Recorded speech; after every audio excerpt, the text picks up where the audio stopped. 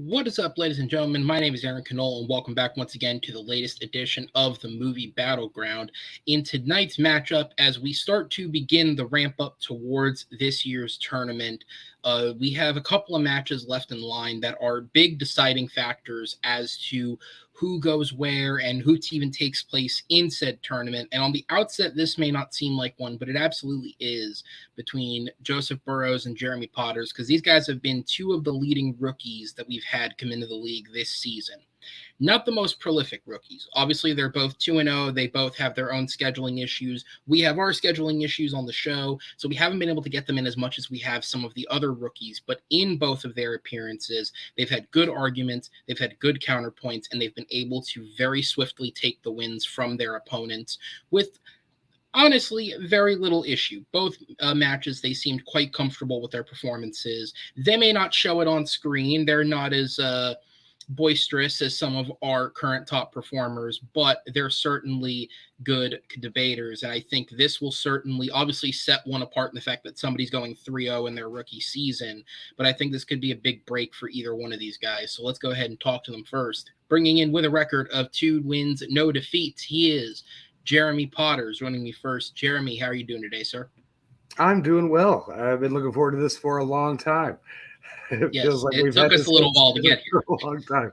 But, real life happens. But here we are. We made it. We're live. We're going. Well, let's see. The video that uploads may not be this video. God forbid something happens. So let's get through this first, and then if it's on YouTube, we made it. Fair enough. No, man. So yeah, obviously coming in 2-0, and I know specifically your attitude, because you're very casual. You're like, I didn't even think I'd do this. Like, I'm here for, you're here for fun, which obviously a lot of people are, but still 2-0, 2 very solid, comfortable wins. Very much looked sharp and on point with your debates. How are you feeling coming into this one? I feel a little better every time, right? So this is number 3. And I've watched a few more, and I'm not saying I'm any more prepared than I usually am, but I feel good about the activity. I feel like this is becoming more of a thing that I enjoy than I thought I would when I started. Yes, as I often like to say, it's like crack. You don't expect that you're ever going to try it, but people tend to like it the more that they do it. And then when that high goes down and they lose a couple times, it gets so much worse.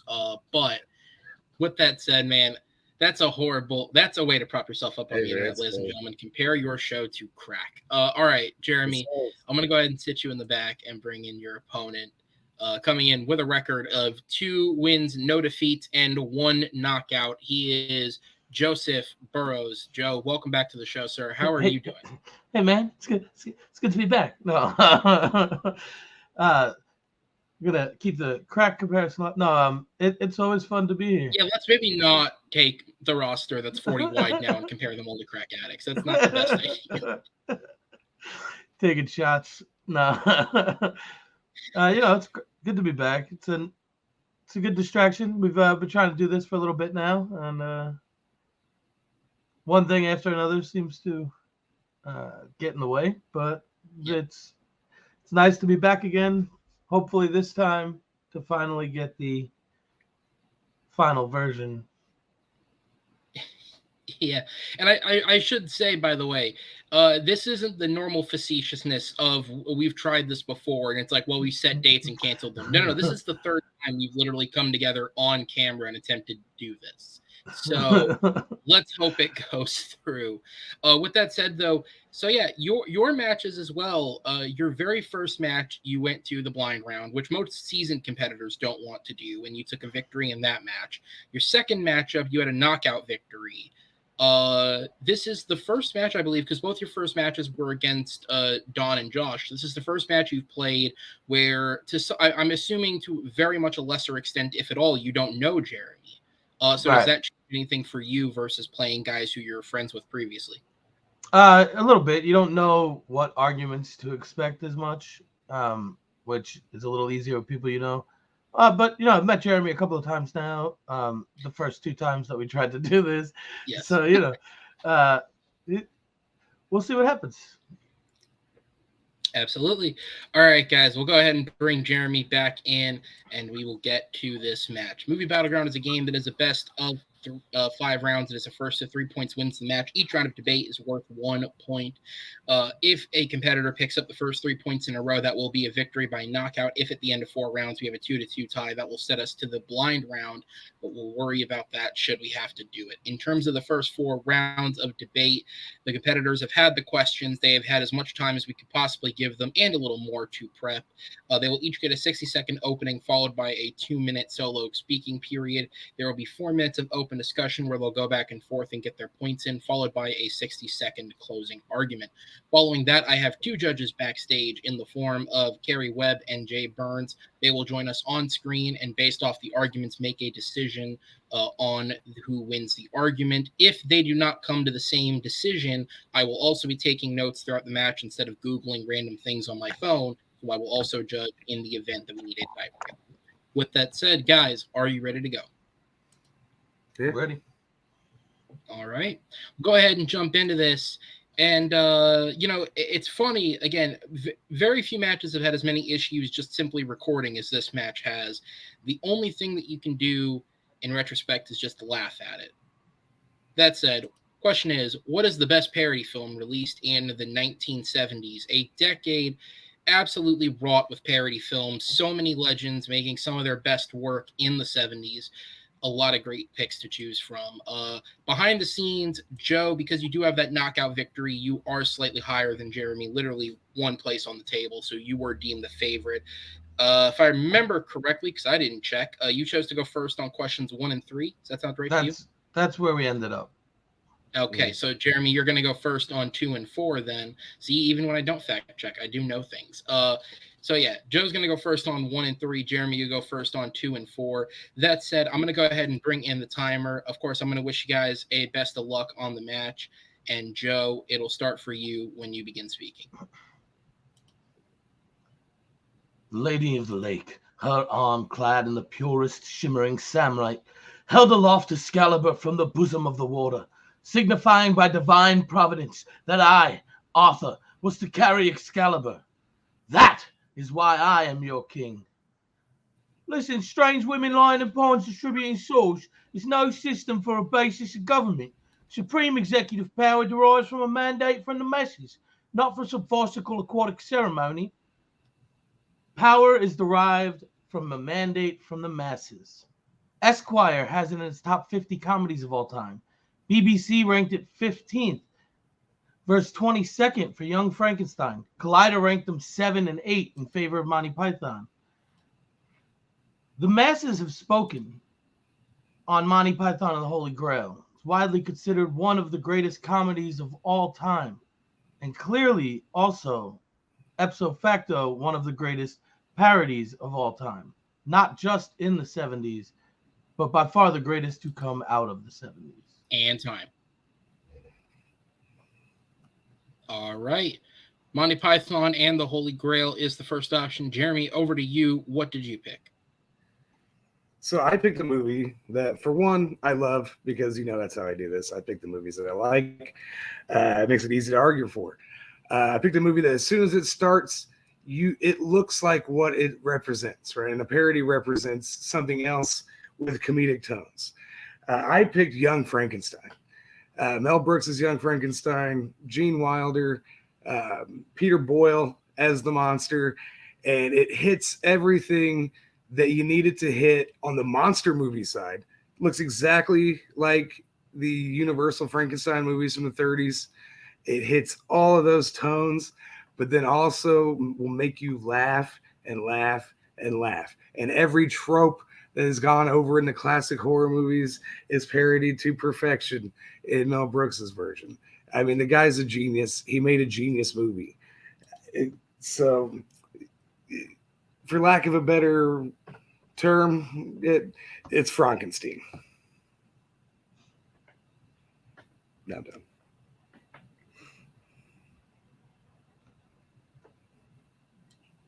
All right, that is time. So Monty Python and the Holy Grail versus Young Frankenstein are the debate.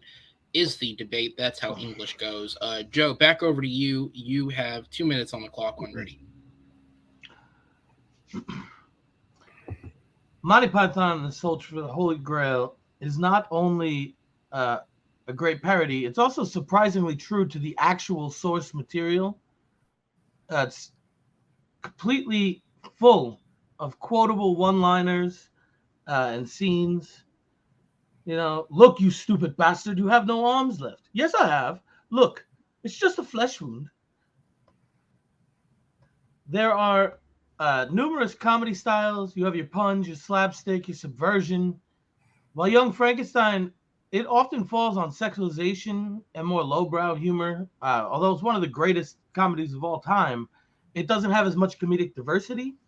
And it's also a fairly narrow parody, specifically to one specific movie, although also in some ways more of a sequel than a straight up parody to the film itself.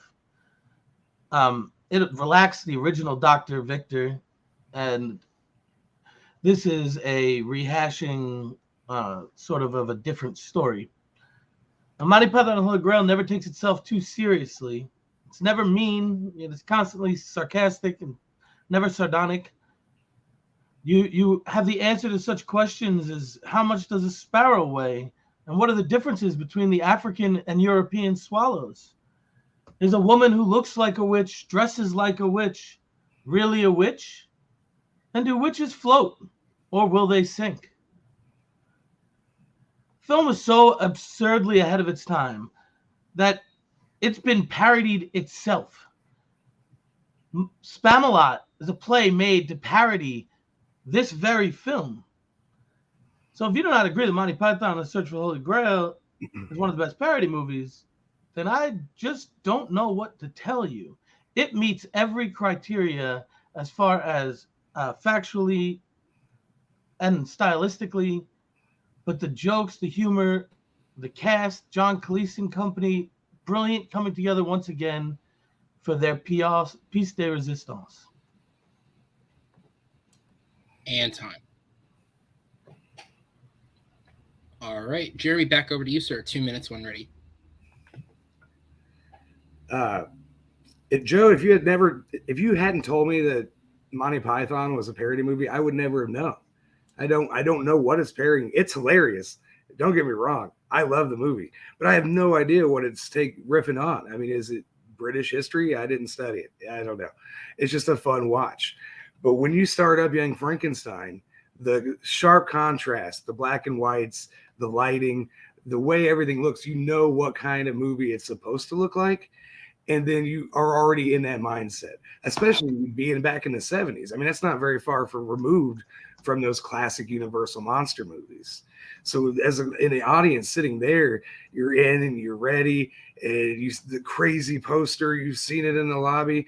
And then when you get in and he just goes, it's Frankenstein, you know you're in for pure lunacy because it's such a preposterous thing.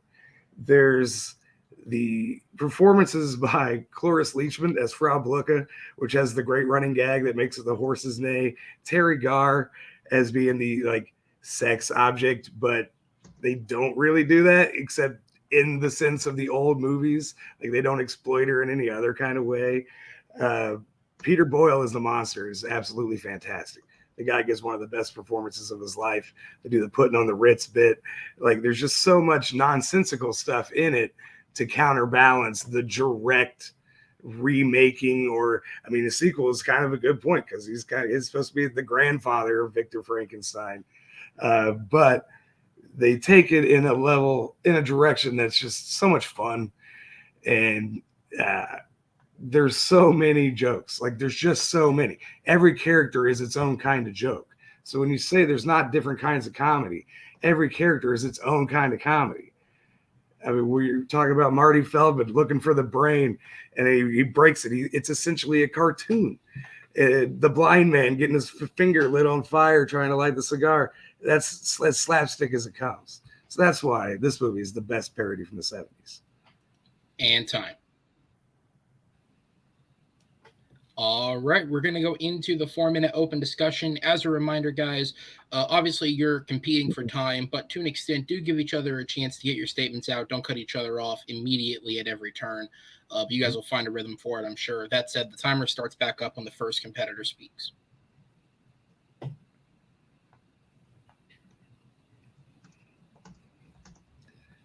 So like I was saying, I don't know what Monty Python and the Holy Grail parodies other than Britishness, which is cool. I represent a little today, got my Taskmaster shirt on. But you know exactly what you're getting in Young Frankenstein as far as where the source material comes from. You don't know where it's going, but you know where it's coming from. You don't know what the source material is for King Arthur and the Knights of the Round Table? The Arthurian legend that's been remade countless times has appeared in at least 13, 14 different films, major films. These are not unknown characters from some little corner of history. This is one of the most told tales of all time. Arthur and Merlin. I mean, this is entrenched. Yeah, but it's not, it doesn't set itself up as a parody. It's a funny movie with a lot of funny actors, and it is brilliant. But it's not, there's no referencing back to anything. You're just going on with the next thing and next thing. And you're like, this is fun. Young Frankenstein obviously is taking a classic Hollywood turn and then flipping it around again for the sake of silliness and Mel Brooks's genius sense of humor. Monty Python does constantly. It actually is very true to the source material. The actual plot that they take and everything, the entire way they're going to collect the knights and everything like that, it's all true to the original tale. It's a complete parody. The only thing that they do is add in the jokes in between the scenes, but the outline of the movie is very much the same as the outline of the Arthurian legend. But and you said that Young Frankenstein doesn't have different forms of comedy. The only form of comedy in Monty Python is that kind of Monty Python. It's like I get, you know what I mean? Like it's not, there is slapstick and there is puns, but it's also just nonsense. I'll give you the coconuts. Yeah, it's pretty great. It's hard to argue against good stuff, man. But Young Frankenstein, the individual performances all stand out. And that doesn't necessarily happen in Monty Python. Each bit, somebody will have a favorite bit. The Knights of St. Denis, the Frenchman on the Wall, your mother's a hamster, you know. But each character in Young Frankenstein carries its own weight and carries the comedic tone throughout. So Gene Wilder isn't stuck doing all of it on his own, or the monster isn't stuck doing all of it on its own. It all works together in very different ways. Oh, sure. But in Young Frankenstein, you're talking about these individual characters who do a lot. But in Monty Python, it's a whole crew working together cohesively so that you can't even tell what's what. There's no something sticking out. It's all so amalgamated that it's just one cohesive unit. It's all working together. There's no nails sticking out. There's nothing to hammer down. But does it have a man and his monster in tuxedos performing Putting on the Ritz? No, it's not. It doesn't have that. I would say that's the trump card for Young Frankenstein. But it does have a man who's almost dead. It does have a scenes of medieval torture, but in a way that brings brevity and reality to the situation. It pokes fun at political spectrums and all of that. Yeah, it's very British. I don't know how much reality either of our movies get into, but I mean, it's just better.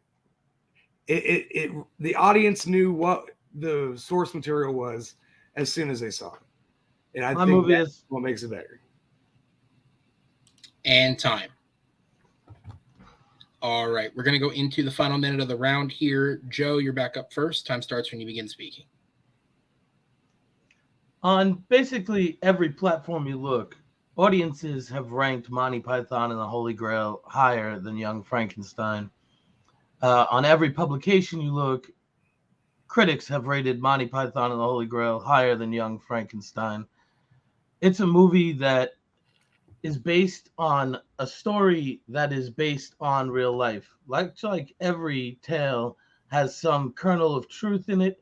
The Arthurian legends were already some exploded fantasy version of real events. What they did with Monty Python is they took a glass to that and they flipped it.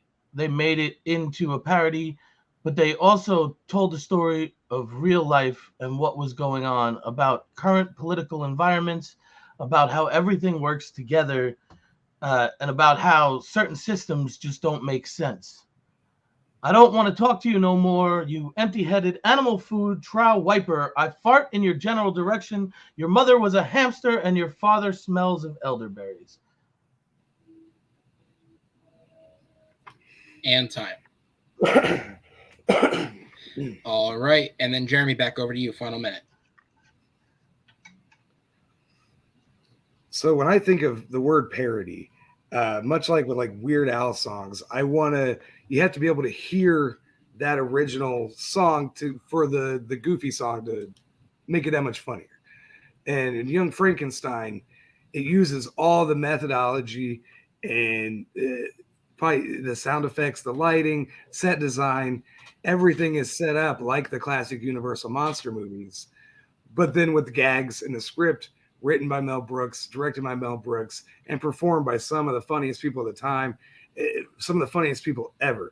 Marty Feldman's Igor is one of the funniest movie characters of all time because he's aware of the nonsense, right? Gene Wilder just goes insane because that's what he's supposed to do. And the monster gets to be the monster without being sad, right? There's none of the other like depressing undertones from the old Frankenstein movies. So at the end of the day, you just get to enjoy it and have fun with it. And that's what a parody is supposed to be. It's supposed to be a funnier version of something you already know. And time. All right. Guys, solid start there. I'm going to go ahead and put you both in the back. We'll bring the judges on screen here for the deliberation. Go ahead and bring them in. I do not have any fact checks because I'd be a horrible judge if I was. With that said, Carrie, I'll go up to you first. As concise as you can hit it for me. Who gets your vote and what was the main selling point? Okay.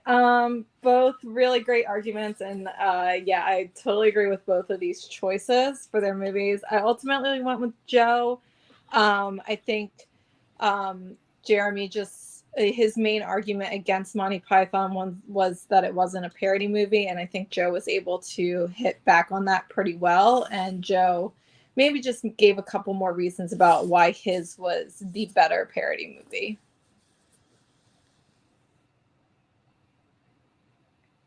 All right, Jay, down to you, sir. Where's your vote gone? This was kind of down the middle for me. Neither one of them really sold me in rounds 1 or 2. What it came down to was honestly the closing, and Jeremy kind of sealed it right there at the end for me with you need to understand and know the source material for it to be a parody. And not a lot of people know the Arthurian legend. I don't think that throughout the entire debate, Joe did enough to be like, everybody knows this, outside of saying everybody knows this and King Arthur.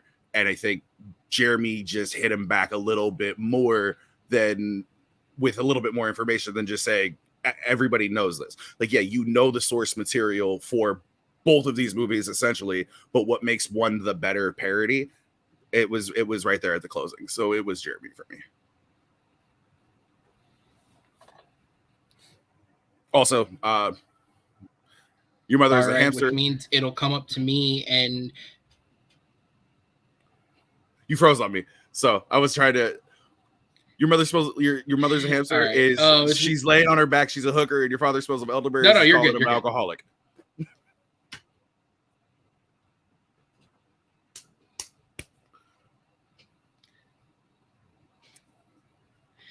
You're good. You're good.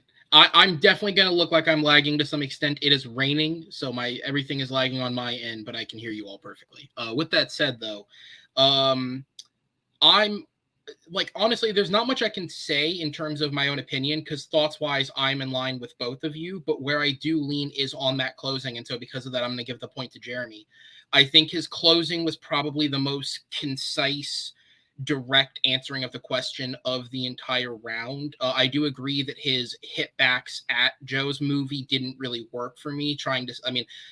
Especially because I look at it from my own perspective when you're judging. It is a parody film. I did research it. It was approved, and I don't think he had enough to necessarily back it up. But I don't think Joe took enough unique swings at Young Frankenstein, and Jeremy's ending there of exactly breaking it down did a lot for me to sway him his way. But it was a very, very good first round, guys. Judges, thank you. I'm going to go ahead and put you in the back, and we will go ahead and jump into question number 2 here, as we'll bring you guys in. And with that said, question number 2 is a viewer submitted question that was sent into us. And this is what happens when you have somebody who loves musicals so much that he wants to ask a question about musicals, but understands that not everybody wants to watch a musical. And so we thank Alejandro Hernandez for this question. It is, what is the best musical sequence in a non-musical film? Is the question that was submitted. So we're looking for, I didn't shrink down or define what musical sequence meant. We're just looking for a scene in which characters are singing in a film that is not a musical. And we have 2 great options here. So I'm interested to see where this is going. Jeremy, you're up first on this one. So I'll go ahead and bring the timer back in for you. Time starts when you begin speaking for your opening minute. So my answer to this question, which is a great question, Alejandro, good call, man. My answer to this question is the Age of Aquarius bit at the end of the 40-Year-Old Virgin, because it answers the question that he's asked in bed without answering the question that he's asked in bed. She turns to him and she goes, "How was that for you?" And he just looks straight at the camera. And then we get a 4-minute musical breakdown of Age of Aquarius, which is from that musical in the 70s. Hair? I think it's Hair. I don't know. But it's such a great bit. And they do the full song. It's not like 30 seconds and then the credits roll. They really embrace the idea that, this guy has struggled with love his whole life, and to be a 40-year-old man and never get to experience the joys of sex, what that would be like. And yeah, it made everybody happy. He's happy. Everybody he knows is happy. Everything is great. The world is perfect, because that's exactly how it feels.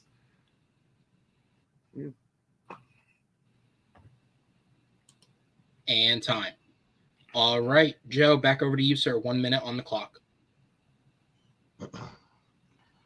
So the scene that I'm choosing for this, the best musical scene in a non-musical movie, is the Bohemian Rhapsody scene from Wayne's World.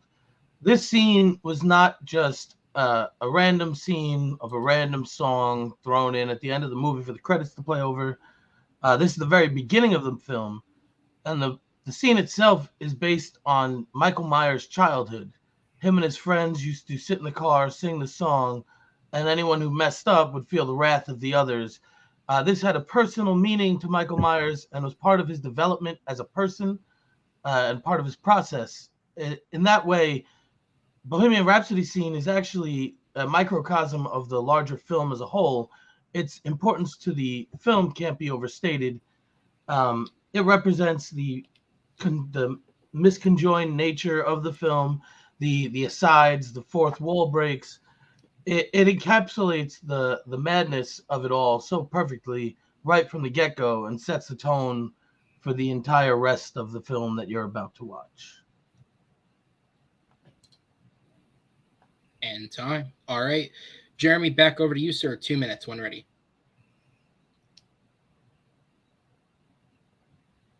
So the Age of Aquarius sequence, really stood out. Like when I read the question, it took me a minute to come up with an answer, and then it just popped in my head. And I think one of the things that makes it a great sequence is that the main singing, there is background singing, but the main singing is done by each character that's being focused on in each shot, which I think is really cool. You could have just easily dubbed over, just lip sync to the original version of the song, or just put a couple people in the sequence and never not remake it. But they remade it completely with every main character from the movie having a part to play in it and getting to dance around and have fun. Seth Rogen running around like a maniac with his shirt off. There's the lady who waxes Steve Carell's chest early in the movie. You could see her in the background with the strips that she waxed his chest with. So it also brings together every part of every character from the movie to enjoy in the success, in the happy ending, if you will, no pun intended, for the main character. And to him, it represents the wonderful nature of getting to be with the woman you love, being with the person you love, and not expressing that in just some words. It's full-blown psycho orgasmic circus in the park, man. It's big and it's wild, and it comes out of nowhere. And much like, I would say, the rest of the movie, it's another gag that you don't necessarily see coming, but then there it is, and they play it out to its entirety, with which focuses on that he did it. He made it. He's not that guy that's getting made fun of at work. He's not the guy who's riding his bike downtown. He's just a guy who finally got to make love to his lady. And time. All right, Joe, back over to you, sir. 2 minutes. Wayne's World is a film about a poor boy from a poor family. He's just trying to get this man to let go of his daughter and allow him to marry her. This scene sets the stage for the rest of the film in such a way that Age of Aquarius cannot, because while it takes place after the climax of the film, it's not directly tied to the actual plot. You do see all those characters come in at the end, but that's the same thing you see with any credit scroll. You'll often see clips from the movie with all the different characters and everything like that. It's no more than an over-glorified credit scroll. And I would say them singing the song actually makes it less enjoyable, because Seth Rogen's voice, not angelic in the least. And there's just something about Bohemian Rhapsody as a song that when you hear it, you want to sing along. You want to move. You want to bop. Age of Aquarius, it's mostly the actual chorus that everybody knows, but the rest of the song, most people don't. But this scene had an effect on everything. Like, these musical scenes started up. You started to see TV shows like that 70s show taking this kind of scene for their opening. And other pop culture moments started drawing from this. The scene had an effect on film going forward. And it made us remember times in our lives driving around with our friends, listening to music, screaming at the top of our lungs in a car, not knowing where we're going to end up that night, but knowing how we're getting there. And it was never about the destination. It was always about the journey, just like the movie is. It's about enjoying the life we have and fighting for the things we want. The scene perfectly encapsulates that feeling, that wide-eyed optimism that we all have before life tries to tell us where we're supposed to be. It's about freedom. It's about desire. It's about happiness and joy. And that's why this is the best musical scene in a non-musical movie. And time.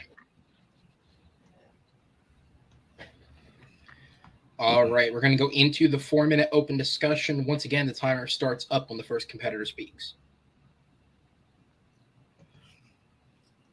So I think one of the reasons the Age of Aquarius works so well is because it comes out of left field, like the entire movie did.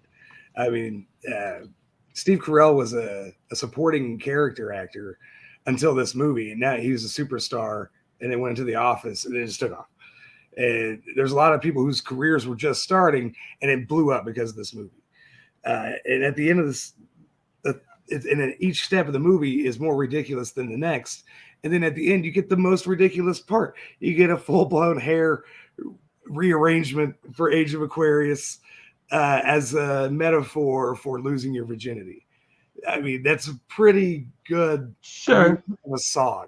sure, but this is the second best using of a song as a sex euphemism in a comedy starring Steve Carell, because Afternoon Delight in Anchorman did it better, and they did it. It was a more cohesive and a better performance and a better scene, and it hit all the same points. So this was just a rehashing of something that was already done in a movie that he was in before. I would completely disagree. I think this Age of Aquarius shows the completion of the character's arc. Like the whole movie was built up about him not being able to have ever gotten laid by the time he was 40. And then this is the culmination. It's a song that represents love. And he's found love in the physical and in the emotional sense at that point in the film.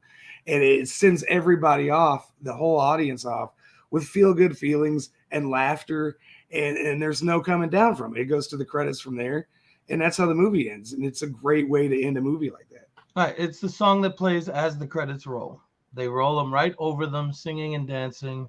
That is how they roll out the credits.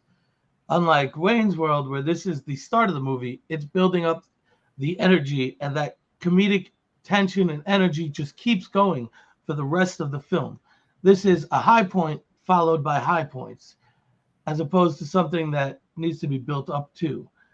It's very hard to separate the scene from the film, whereas 40-Year-Old Virgin is still the same movie with or without that scene at the end.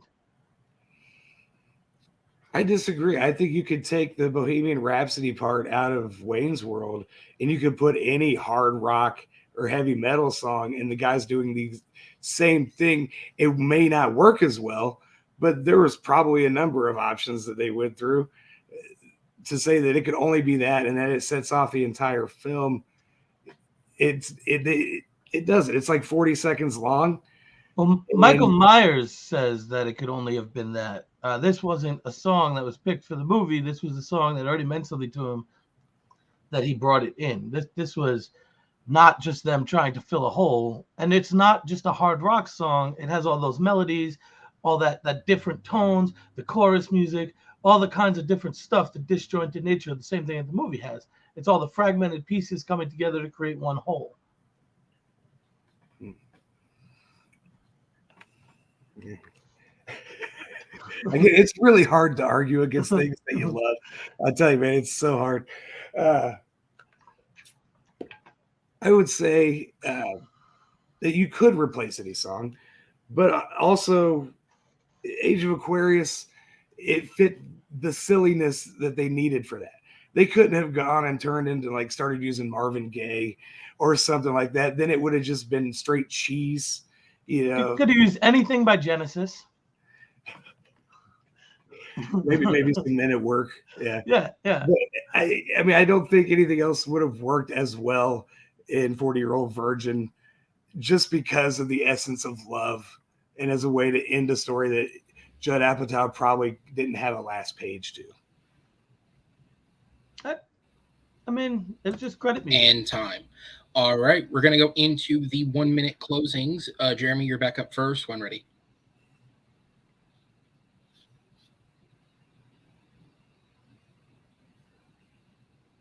So while Joe says that Bohemian Rhapsody is an important part of his movie, I would say that Age of Aquarius is an important send-off to after the movie. It leaves you on a feeling of fun and a feeling of love and just enjoying that the whole cast look like they're having fun for one. They recorded it themselves. Like they're singing for better or for worse. They're the ones in the music. You know, there's no lip syncing. It's a performance. And as the credits do roll with it, there's still that vibe of innocence to it that Steve Carell's character had the entire movie. It's not it doesn't turn into anything dirty, even after all of the dirty jokes through the movie. That this sequence just brings new life into it, like springtime. It lets you walk outside like the sun's shining, and to go on with a life that now maybe you'll find a little bit more happiness in.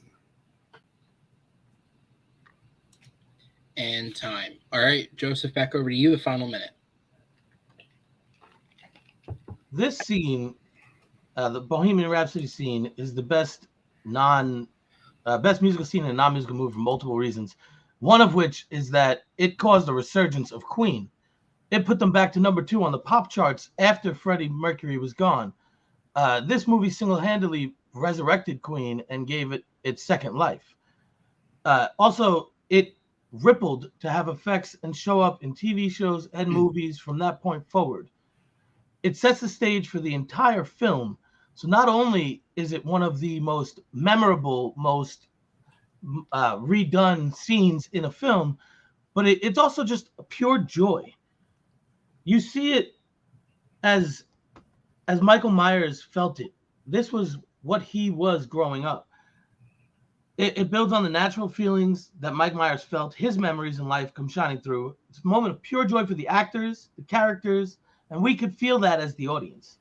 It sets the tone for the rest of the film, and it's impossible to watch it without at least cracking a smile. That's why it's the best musical scene in a non-musical film. And time.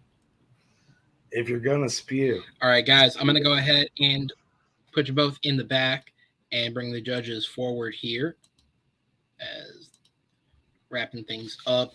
Jay, I'll go up to you first, sir. Who gets your vote, and what was the main selling point? You were still muted. Yep, there you go. You got it. So the question is, what is the best musical sequence in a non-musical film? Not what is the most culturally important scene in a film. I don't like it when somebody tries to attack a scene, which is a legit scene, and saying that it's credits. Jeremy gets this one, and Jeremy just barely gets this one, and it's mainly for the exact same point that I just said. The cultural importance of this scene is not what we're talking about. The importance of this scene, it's what's the best scene in the movie. And Joe just didn't have enough of that for me. He spent more time saying that, like, Queen made a comeback after this. That's not what this question's about. So, unfortunately, based on the grounds of the question, Jeremy gets my point. It was a really good argument, though. It was a really good argument. All right. Carrie, down to you. Who gets your vote? Okay, you're going to have to tie break again. I said Joe for this one. This was pretty neck and neck for me the entire time, and it came down to closings for me. And I just thought Joe had a little bit more in his closing. It was a little bit more concise.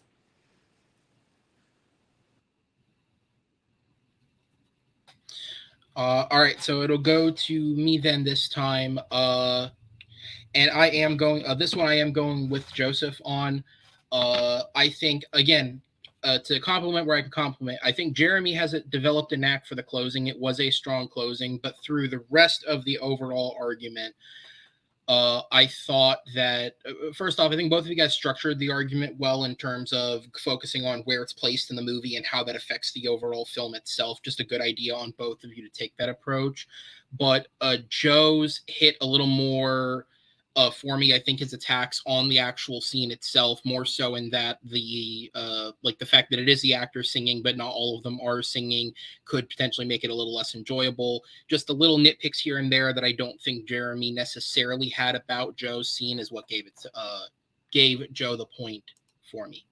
With that said, though, very good. These guys are neck and neck with each other for the most part. So I'll go ahead and put you guys in the back, and we'll go ahead and jump into question number 3. And question number 3 is, I guess by the time this releases, I'm just going to, I'm going to put this out there and assume I'm correct. We are on the back end of the mega success that is the film Barbie. At the time of recording, we're still pre-release technically, but I'm just assuming this film is going to do a large amount of cash for Warner Brothers. If Warner Brothers went to bat against Christopher Nolan to say, fuck you for leaving us, I think they won. But with that said, the star of the show, based on critic reviews, is Ryan Gosling. But we're going to focus on the actual star, which is Barbie herself, Miss Margot Robbie, who burst onto the scene in a way that I don't think very many actors or actresses have. It feels like almost overnight she became this instantaneous success that everybody wanted in their films. I remember saying at one point on our show on our channel that within 3 years, she went from being the breakout star of The Wolf of Wall Street to the celebrity cameo in The Big Short in the bathtub, giving, the financial breakdown. It's like it took 3 years for her to be big enough to be the celebrity cameo. And that's just an insane amount of success very, very quickly. So the question is, what is Margot Robbie's best film? And now, while I know everybody on the face of the earth is going to say it's Barbie once we've all seen it. We have not seen it yet, so I guess we're going to be arguing for what we have seen, okay? I'm sorry, Barbie fans. Listen, we know, all right? With that said, though, Joe, you're back up first this time around. I'm going to go ahead and throw it over to you, so the timer will start when you begin speaking. When we think about the career of Margot Robbie, there's a few films that really stick out. But to me, the one that sticks out the highest, the one that would be considered her best film, would be Wolf of Wall Street. While it's a film about terrible people and terrible people doing terrible things, it's also a clinic of some of the greatest acting examples of all time. It's a directing clinic from Martin Scorsese, showing the relationship between the characters, the rise and fall of an empire, and the collapse of a capitalistic house of cards. Margot Robbie broke out in this film like few have before. As Aaron stated in the introduction, this started a skyrocket for her. And in her performance in this film, you see aspects which have carried forward into other characters she's done, especially Harley Quinn. And I'm sure we will soon see Barbie in some ways. In this movie, she was able to seduce the audience and just pull us in with that look in her eyes. And time. All right, Jeremy, over to you, sir, for your opening minute. Where are you heading? So we have something in common on this one, because my movie is also a story of bad people doing bad things. And my movie is I, Tonya. I, Tonya is a great portrait of desperation and misunderstanding and abuse and effort and work ethic and not being the willingness to not conform to what people want. It's delivered in a great way with the kind of like half interview, half just drama to it. There's a lot of comedy in it, even though it's a very dark story. Nancy Kerrigan getting her legs beat, her knee broken by a guy with a pipe because so she can't skate in the Olympics. I mean, it's a horrible story, but then taken from the side of Tonya Harding and her upbringing with her god-awful mother, played by Allison Janney, and her horrible husband's boyfriend, abuser, whatever, Jeff Gillooly. It's madness at its best.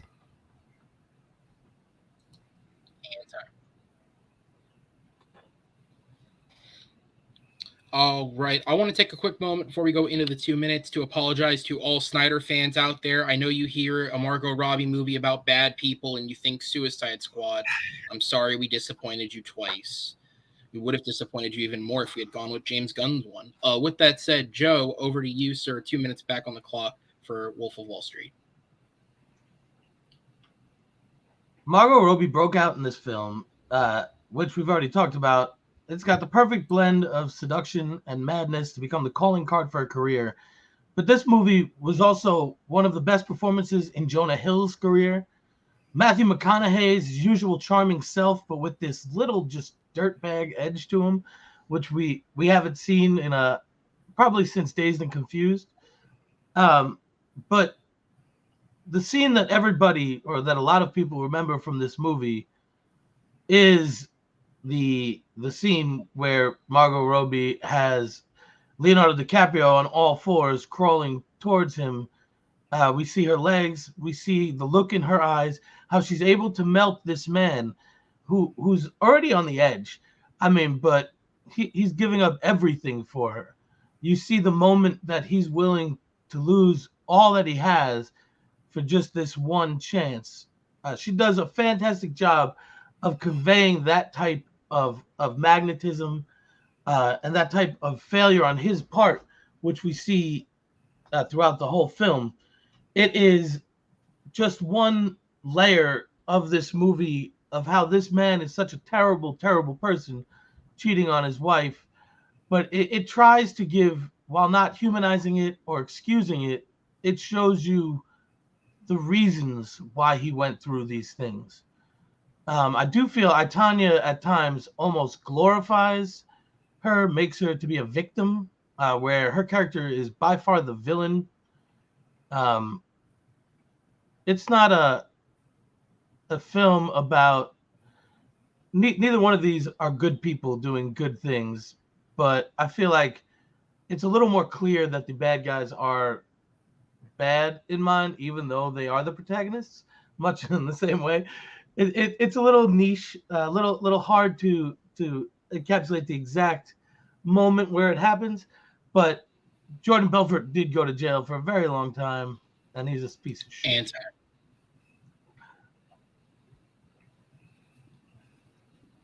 All right. Jeremy, back over to you when ready.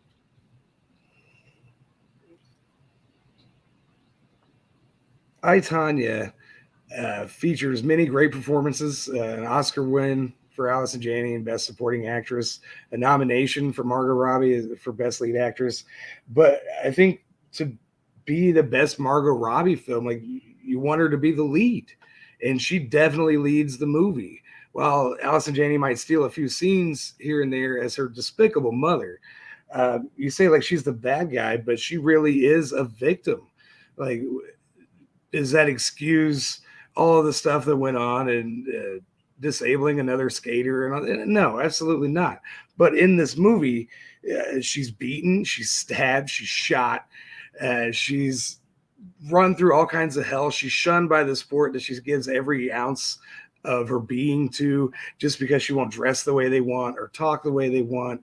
They want a beauty queen pageant person. They don't want an athlete, and she's obviously the best athlete. She was the first woman to land a triple axel. That's a big part of the movie, that her work ethic never waned. It just got more and more intense, and the desire to win got more and more intense. But then on the side, you have Jeff Gillooly, done brilliantly by Sebastian Stan. He turned on psychopath, abusive husband to kind of just like a weird nerdy guy with a mustache. He went back and forth in that effortlessly. Paul Walter Hauser as like the guy who knows people, when really he's just like a fat dude with his eyes closed, like over here. Every line he gives, he nails it. The premise of the movie I thought was weird when they were talking about making a Tanya Harding movie. I was like, how's that going to work? And it definitely works. It is way more interesting than if you flip that narrative and made a Nancy Kerrigan movie. You would just have a Hallmark movie. You know, real interesting characters that allow for real interesting performances come from broken people. If we're talking about real life stuff, biopics, it's never glitz and glamour. There's always blood and tears and sweat involved, even if they don't end up being the hero. And time. All right, we're going to go into the open discussion. The timer starts back up when the first competitor speaks. The question wasn't what was Margot Robbie's best performance. It asked what her best film is. So in order for it to be a Margot Robbie film, it would just have to be a film that she is in, by the definition of the question. It's not asking for the film that is her best performance. Well, like I said, Tanya got the Oscar for Best Supporting Actress. Allison Janney builds the atmosphere in this film. Like, as soon as you see her and hear her talk, you're like, oh shit, this lady is just awful. The scene where she's just talking to her coach, like all of those interactions with this woman who's obviously working hard to pay for this stuff, but then turns and is just bitter to everyone, married 5 times, hates, like, I don't know if she hates her kid or she just hates that she has responsibility that she's taking care of. It's such an odd thing to see, like, terrible people like that maintain relationships. And that's one of the things that makes this movie a great movie. And while I agree with that, it also does this thing where it turns a real life story and takes a lot of the things out of context and makes her seem more sympathetic for the film's purposes. Well, I would say your film does that even more well, so. I It's wouldn't based say on the more book so. by the guy who it's about. Like, he spreads this like it's a wondrous thing, and it all Right. came up with me. Well, it's only taken that way because people don't understand messages in film. Much like Wall Street, everybody thought Gordon Gekko was the hero of that film when that couldn't be further from the actual truth. Jordan Belfort is not the hero of this film. He's just the antagonist. He's the protagonist. He's the main character, but he's not the hero. Tanya is the hero of her story, even though she is the main character. Well, Wolf of Wall Street shows that, like, you can live this insane lifestyle and be dishonest and stuff, and it might catch up with you, but it makes it look like that as long as you don't get caught, you're going to have fun. Except you lose everything. You lose your family. You lose your children. You lose caught. all the things that matter. Yeah. Even before you get caught, his family was losing them a long time ago. He from day one in that movie, he starts losing all the things that actually matter and all the people who really care in favor of all of this bullshit facade that he put up. Yeah, and Tanya, she doesn't lose anything until some people take something a little too far. Everything she worked for falls away because of a misunderstanding between a guy and a phone call. Like, there's no malice from her in the movie to the point of wanting to hurt someone. The scene where they show them hanging out, her and Nancy as roommates while they were touring, like, she talks about, like, they were friends, but things can kind of unravel. But surrounded by terrible people, she ended up being made to look like another terrible person. While your movie, it's a terrible person showing how much fun you can have being a terrible person. But yeah, there's some consequences. It's a terrible person building a pyramid scheme, which is all about the confidence schemes and all of these things.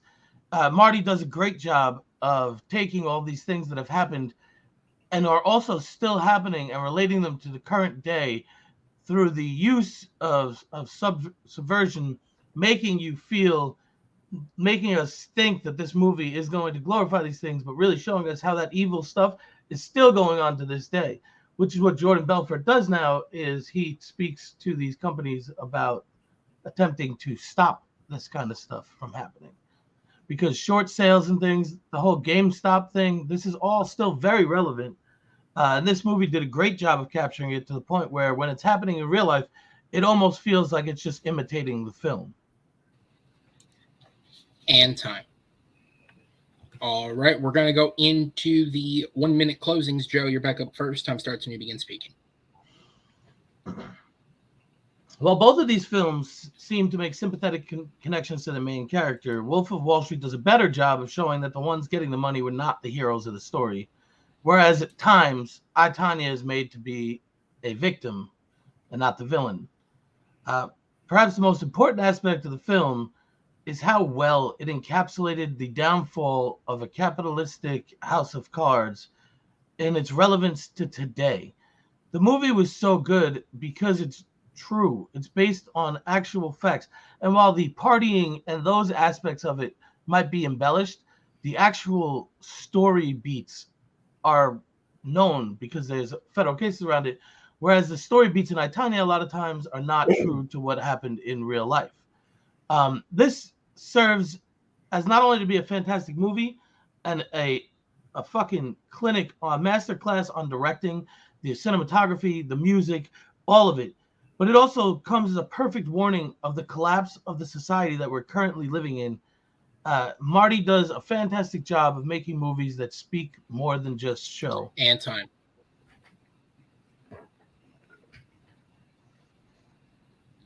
All right. And then, Jeremy, over to you. Final minute on the clock when ready. Tanya takes this pop culture figure, because that's what she became. Tanya Harding became this crazed woman. That's how we saw her in the 90s. And then it shed a little light on her life. Yes, it is delivered in like dramatized interviews. That at the beginning, it even says that they were ever changing and stuff. So they let you know ahead of time that it might all be bullshit. But that's part of it, and that's part of life. But that's part of movie making. Man. You got to make the real life, especially in biopics, you have to make the real life more dramatic than it usually is. But this story is so insane that this little country girl from Oregon could grow up in an abusive house, and dad leaves, and she can just work on skating and just work and work and work and be the first female competitor to ever land a triple axel, and then to get so close to the Olympics, so close to the life she wants, and then just to have it fall away because of one bad mistake. And time. All right, guys, another great round there. I'm going to go ahead and put you in the back, and we're going to bring in the judges here. With that said, Carrie, I'll go to you first on this one. Who gets your vote, and what was the main selling point? Okay. I'm gonna go Jeremy here, just by a little bit. I think both of you guys got a little bit caught up in like who was the worst person, rather than which is the best film. But I do think Jeremy, just especially in his closing and his opening, gave a few more reasons about just why this is the best film. I particularly liked his argument in his closing about this shedding a light on kind of a misunderstood figure in pop culture.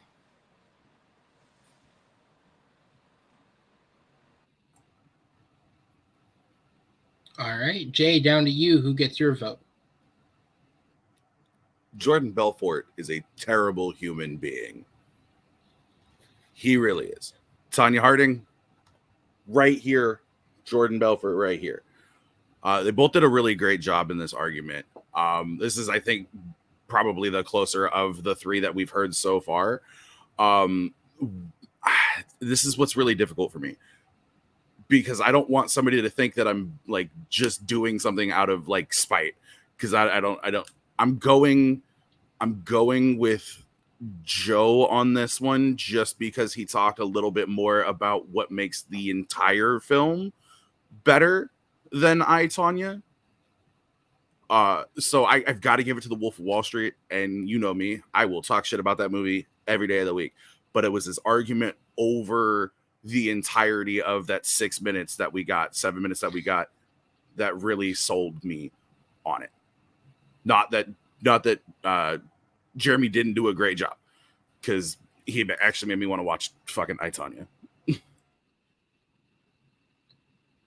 No, absolutely.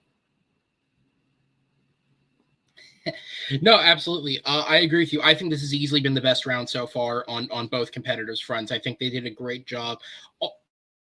All show, I think they've done a great job at selling their answers. It's when it comes to the combative part of going against the other that I think they falter, or is where the faltering comes, is more how I should phrase it. I am going to give the point to Joseph as well on this one. I think because so much of the argument was centered around the who is the worst person and how is the movie portraying the person and the sympathetic nature of how they're portraying the person, that's where they took the argument. So that's what I have to judge it on. And I think in that sense, Joe did a better job on selling the quality of his film mixed with how it does show that they're not the heroes consistently throughout the story. Despite the fact that the fun time is being had, it does never paint them as the hero, whereas I don't think Jeremy did quite enough to counteract the sympathetic light that Tanya's painted in I, Tonya. But again, that's probably the best round these guys have had so far. It was very, very close. Judges, thank you guys. I'll put you in the back as we'll move on to question number 4 here, as we'll go ahead and bring the competitors back in.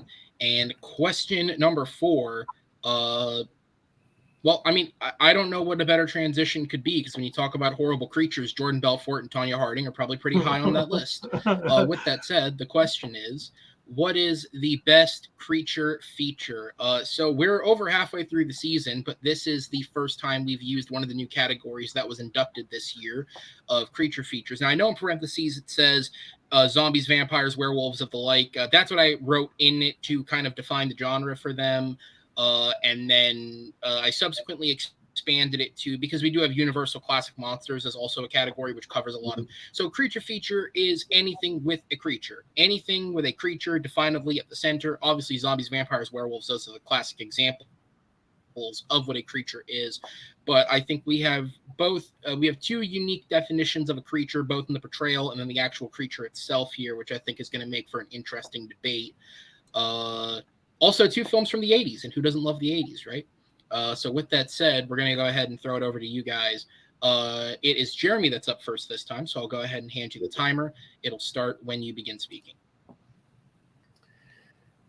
So again, like we're pulling from the same time. This time by accident, not because it was question driven.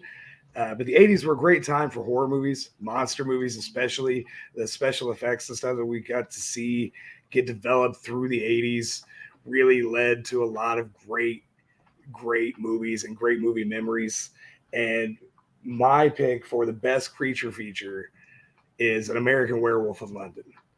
It has some great performances by David Naughton and Griffin Dunn.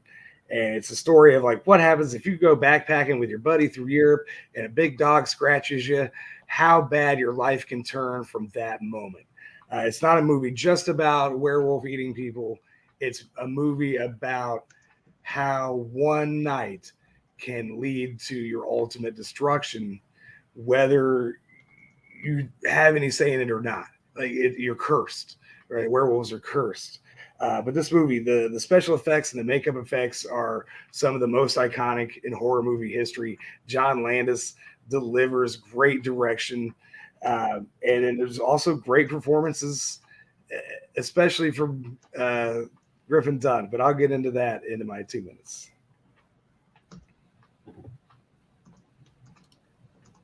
And time. All right, Joe, over to you. What's your creature feature?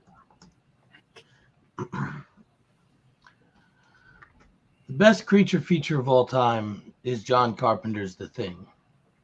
When you think about creature features, what is it that really makes you feel something? Is it the design of the creature itself? No, it's the anxiety, the paranoia, the tension that's created by the music, the cinematography, the not knowing what's there or who is out to get you. It's like when you go to swat a spider and it drops and you don't know where it went. So for the rest of that night, you're sitting up in your bed trying to figure out where the spider is.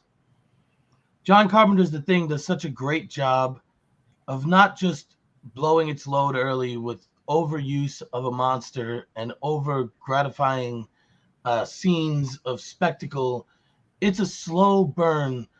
It's a movie that you don't know who you can trust because the monster could be anybody. Just like there's a monster inside everybody or some people you walk past on the street every day.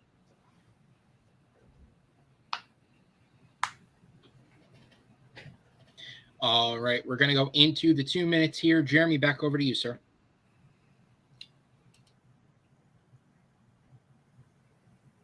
The main theme of An American Werewolf in London is not the bloodiness and it's just a monster rampaging everywhere. That's the fun parts of it. The real part of the story is what happens to a person once they are contracted this terrible disease or virus, however it works, it's magic, whatever, that you turn into this horrible beast and you can't stop it. You can't prevent it. You can't be in control anymore. Right. The first time he turns, he kills his best friend. And then through the movie, you see his friend reappear to him in varying forms of decay. Like keeps getting worse and worse and worse. And each one of those appearances by Griffin Dunn, one, it shows off Oscar-winning makeup effects by Rick Baker, who's a legend anyway. Dude's probably won like 10 Oscars anyway. But every time he shows up, he's just saying, "You got to kill yourself. You got to kill yourself. Your best friend is coming back from the dead to tell you to kill yourself." That's a terrible thing to deal with, while at the same time knowing you're responsible for it. And then if you don't, you'll be responsible for more and more death. That story is told brilliantly in this movie. Yes, there's a lot of great werewolf design and stuff, especially the initial transformation that we get to see, like step by step by step, all practical, right? Back in those days, no CG. You're seeing his legs stretch, his face stretch, his back rip. You see all these things. You see how painful it has to be. And then when it's all done, he's just a monster. There's nothing human left. And that's the theme of the movie, is he's losing his humanity whether he wants to or not. There's nothing he can do about it. It's a tragedy. It's not like gung-ho fun, let's go. It's not Underworld or something where, hey, we got good guys and bad guys. No, it's just this guy having to come to terms with the fact that either he's got to die or everybody else is going to. I yield the rest of my time. All right, Joe, we'll go back over to you, sir. You have 2 minutes on the clock when ready. An American Werewolf in London is a great film. It's a film about struggling with the things that are inside of you and fighting against your own demons. What makes The Thing a better creature feature is that you're not just worrying about the evils that rest inside you, but the evils that rest inside everyone else. You're never truly able to tell who is an ally and who is waiting to betray you. Around every corner, every turn, every face, behind every eyes could be a soul just waiting to take yours away. This constant eerie paranoia you feel as you watch the film, not knowing where the creature is or who it could be, has a lot of parallels to real life. Think about the fact that we walk past 36 murderers in your lifetime on average. Most attacks happen by people you know. They take these real life feelings of insecurity that we have, the mistrust that we have for each other as people, and John Carpenter has used that very same thing to give this movie its core effect, its core feeling, that you do not know when your eyes or your ears are betraying you. You might know that person is who they are, but you might not know anything at all. It's the not knowing that matters most. You see, when you're aware, you could be afraid. But when you don't know it's coming, it always sneaks up a little bit harder.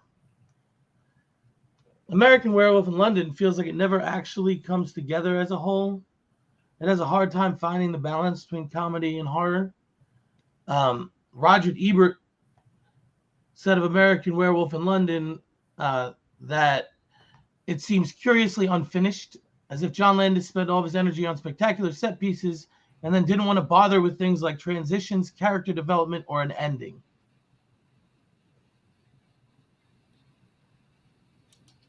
And time. All right, we're going to go into the 4-minute open discussion. The timer starts when the first competitor speaks. You talk about how The Thing makes you paranoid. You see, you never know who's really the monster, who's the danger. I think it's much scarier if you know you're the monster. Like if you know that you're going to turn into some other thing and murder your friends and family, and you know it's you, that's way scarier than just the unknown that's around you. I mean, even if you can see the horror, if you know it's not you, you're still on a firm ground. But if you know you're the monster, your hopelessness, your everything just becomes awful. And David Naughton displays that. Like he does a great job of showing that he can't bear any more of it. Well, sure, but that's the exact issue, is that this is a movie about a man dealing with his inner turmoil that has a really easy solution. All he has to do is kill himself, and it solves the problem. With The Thing, even if you kill yourself, There's no guarantee that your body won't be used to harm your friends. There's no guarantee that your face won't be worn. It's not a matter of knowing the enemy, finding the enemy, and killing the enemy. The enemy changes all the time. It's a matter of trying to fight an enemy that you can never pin down, that's never the same twice. When you know the enemy, you could see the enemy, you have a plan of action, you could stop the enemy. But when the enemy comes out of nowhere, how are you going to stop them? When you said you gave the review from Roger Ebert and said that there's just set pieces and no real beginning, middle, and end, the thing doesn't really end either. It's just two guys sitting there with flamethrowers and no answers.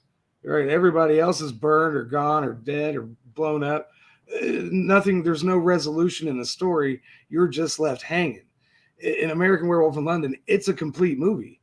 He ends up getting killed. He ends up being set free from his curse. At the end, it's rounded out and it ends. Like, it's a singular story. There's no, oh man, maybe more. Like, there's no. There's a sequel, but there's no the prequel. They're working on a sequel now, but the thing is, that's part of that unknown. It's leaving it up in the air of whether there is or isn't something still there, like great horror movies do, great creature features do.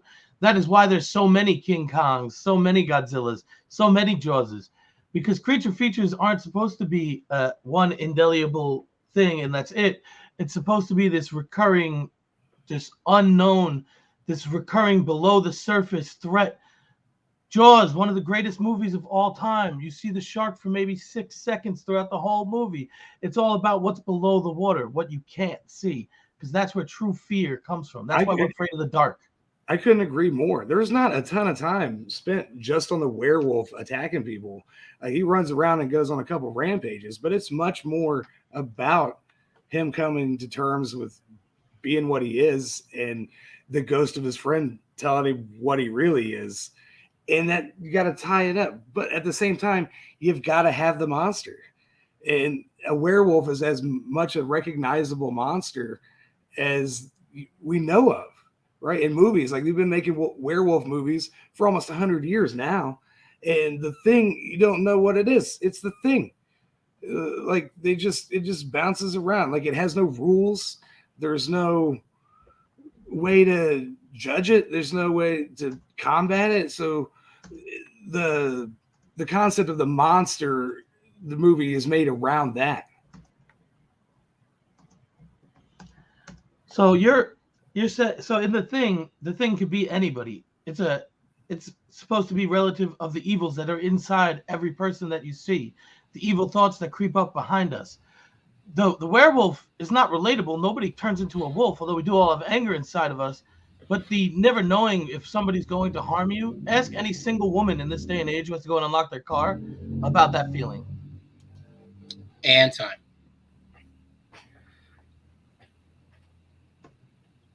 All right, we're going to go into the 1 minute closings here. Jeremy, you're back up first. Time starts when you begin speaking. Joseph talked a lot about how the Thing parallels like modern sensibilities and stuff, and he never brought up the actual monster, like how great the creature effects are. American Werewolf in London is iconic in the sense of that full transformation, because you never saw anything that graphic, right? You would just see some hair kind of phase onto Lon Chaney Jr.'s face, or it'd be a cutaway and a claw swipe, stuff like that. This showed us a full body, uncut transformation of a man into a monster that had never been done before. And then as Griffin Dunn's character is rotting away, every time he comes back, he's at a different stage of decomposition to really nail home how horrible the whole situation is. And everything about it is great. It's got a little comedy. It's got a lot of blood, and it's got sensibilities of its own in its time. You know, it's two guys backpacking in the 80s. Overall, it's just a blast to watch and a blast to experience. All right, and then Joe, over to you. Final minute. John Carpenter's The Thing starts out with a helicopter trying to shoot a dog, and nobody knows what the hell is going on. For the rest of the film, you still are not sure what the evil is, where it's hiding, just like a truly great creature feature does. It builds that tension when you see doors start to creak open and you're waiting for something to jump out. That moment where you feel that tingle down your spine. The Thing does better than any film in history. It's probably the greatest horror movie of all time, let alone creature feature. When they do show the creature, it is disgusting, but it presents itself in so many different ways, just like evil does in real world. This relationship between the two, Kurt Russell's acting clinic, never knowing when the monster will look like a beast or two humans fused together or just your best friend, gives it just an extra boost on the feelings, the effect. I couldn't fucking sleep. I couldn't walk past strangers without second guessing their intentions for weeks after watching this movie.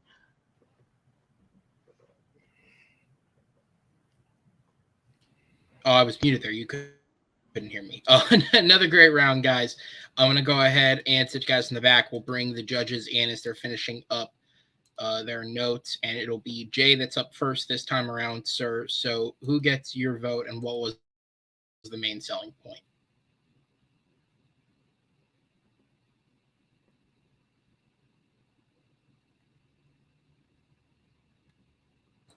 Let's try this one more fucking time. Jeremy gets my point because he spent more time talking about what makes his movie great versus just the feeling of paranoia that Joe talked about for 6 minutes straight on that one. Don't get me wrong. That whole slapping the spider and not knowing where it falls is a very creepy fucking thing. But that's not enough about what makes your movie great. Just having that feeling of paranoia doesn't make your movie great. Jeremy talking about the transition, the full transformation of the werewolf is another one of those things where he talked more about the creature and what we get in this movie than what we got out of Joe. So Jeremy gets my point.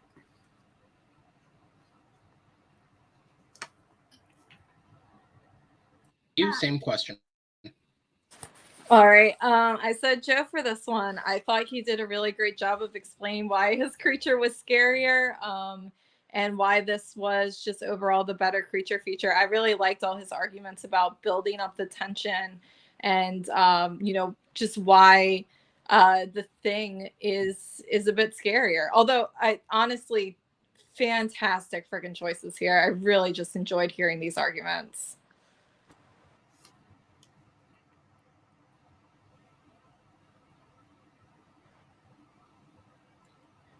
Yeah, I agree. So my point is going to go to Jeremy on this one, because again, it's sort of a similar thing to all the other rounds. These guys are operating, at least the way that I'm reading it, is they're operating on a very similar wavelength, and it seems like in each round there's something they're both excellent at. In this round, I think they did a great job both of building up their creature, building up the horror effect, the creature effect that it has on the film itself. But I agree with Jay 100%. I think when you remove that element they both succeeded at, Jeremy did a better job of building up the actual film itself, even down to when he talked about the creature effects, like specifically saying he hasn't mentioned it, and then not hearing anything about the physical film part of it afterwards. It's a great sell of the tone of the movie, of the feeling the movie gives you. But I think Jeremy did take that advantage to sell his film as a whole package better. So that's why he'll get my vote. But again, it's been a great fight so far. And because of that, it is not over yet. We are going to be going into the blind round here, ladies and gentlemen. All right. So for those of you at home, and Mr. Big Business there, this is your first time doing this. The blind round, here's how it works. The blind round is a question that is unconnected to anything else that we've had in the match. It's just a randomly selected question that I've added to the match document. The players are given a generalization first to answer. So my classic example has always been, name me a Will Smith movie. So I'm going to give you a generalization. You're going to pick a film based off of that. Then I will give you the specific question you'll be debating. Whether or not you think your answer fits at 100%, you're going to have to do your best to try. All right. With that said, once we have picked the answers, you guys will get a couple of minutes on the side to put your arguments together. We'll come back back. We'll debate. The actual debate works the exact same way that it has so far. We're not going to change that up on you. And then we will have a winner. With that said, are you guys ready to go? Okay.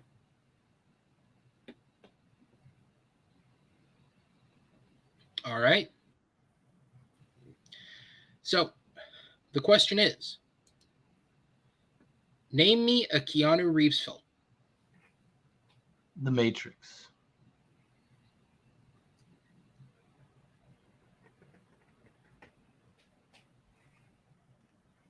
John Wick. Yeah. Those are the two. Unless you're gonna go with like Bill and Ted, but I almost said Street Kings. I don't know where this is headed. that's what I was worried about too. Okay, I apologize. My audio cut completely as you guys started speaking. What did you guys say? Oh, go ahead. I said The Matrix. And I said John Wick. Okay, and gotcha. And who answered first? Could one of the judges verify for me who I answered did. first? Joe did. Okay, it was Joe. Gotcha. Cool. All right, so Joe answered first with The Matrix. And Jeremy, you answered John Wick. Yep. All right.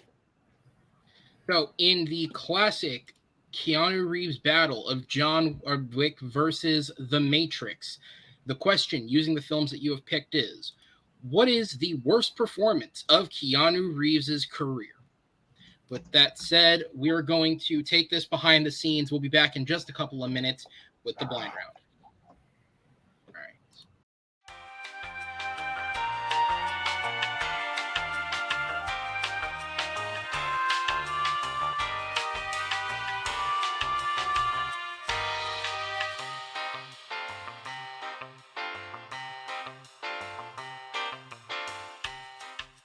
Back, guys, and ready for the blind round. As a reminder for everybody at home, the prompt was to name a Keanu Reeves film, and the question that followed is, what is the worst performance of Keanu Reeves' career? We in instances like this, obviously there is a contrarian that exists, but I'm going to go with 99% of people, including these two, based off their facial reactions before it's absolutely a thing that's possible to debate. So give these guys an air of grace while they figure this out for the first time. That said, Joe, you did answer first, so I'm going to go ahead and give you the timer, and it'll start when you begin speaking. Keanu Reeves is a beloved actor. He has multiple films that are cult classics. At the time when it came out, The Matrix was seen as such an important film. The movie itself was ahead of its time. But you cannot watch Keanu Reeves in the film and think it was a good acting performance. There wasn't gravitas. He didn't bring anything extra to the scenes. He's so aloof and detached, as he often is. But when it's supposed to be the cornerstone character of an action and sci-fi film, it actually detracts from the rest of the film. In such a fantastic movie, he's the worst part of it. You had supporting actors like Joey Pantoliano, Lawrence Fishburne, Hugo Weaving that all shot past Keanu Reeves in not just their acting ability, but the performance that they gave that day. They're still the most memorable parts of the film. It's in John Wick, Keanu Reeves is at his best. This is him in all of his strengths playing into them. And time. All right. Jeremy, over to you.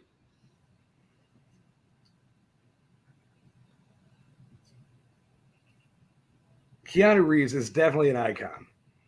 Definitely. By this point in his career, if you don't know his name, you've never seen a movie. That's just how it is.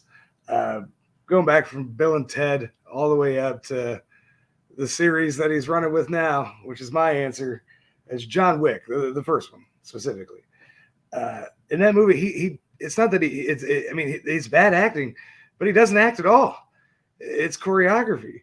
The guy shows no emotion beyond a single tear until the third act of the movie.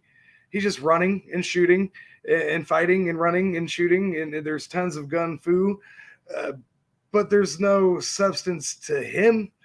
We care more about the dog and the car and his dead wife than we care about John Wick. You could have put anybody in there, and they could have done exactly the same thing.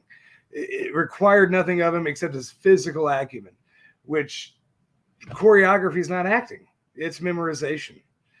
There's nothing humanistic about him at all. And that's because it's his worst performance. All right, Joe, back over to you. 2 minutes. You say that choreography is not acting, but acting is the physical part of it. That's the difference between voice acting and acting. There used to be silent movies where they only acted through their choreography and actions. It was still acting. Being able to convey those emotions and feelings without having to say as many words is actually a harder thing to do. It's a master class in physical acting. John Wick spawned, you said you could put anybody in that role and it would be the same movie for John Wick, except that they tried. Liam Neeson has one. Bruce Willis has 12. Mel Gibson has 5 of them. None of them were as good as John Wick, because John Wick encapsulated that perfect strengths that Keanu Reeves brings. His solemn looks, his stare, his broodingness to that action. You feel it. When his dog dies, you feel the emotions come through, not just about his dog dying, but about how that is the last thing that he has of his wife. You feel him re-suffering a loss that happened before. Where in The Matrix, especially the first one, which is what we were talking about, Keanu Reeves is just like a lost child who has no idea what's going on. And he just doesn't add anything of substance to the film. There is no benefit to him being there. John Wick spawned multiple sequels that everybody loves, and it's a cinematic universe that's going to grow based on Keanu Reeves and just how brilliant his performance in these films are. Whereas The Matrix had a couple of sequels, and they were all absolutely fucking dog shit, and they're universally panned and hated because Keanu Reeves, when asked to actually step up and do more of the heavy lifting in the film, failed the franchise as a whole. There was even the newer movie, which tried to correct some of the past mistakes, couldn't cover up for Keanu Reeves' lack of ability to act as Neo. He is not the one. He's just kind of one of the guys that's there acting less good than the rest of the people that are in the movie. John Wick captures the magic of Keanu, the lore, the meme, et al. And all right, Jeremy, back over to you.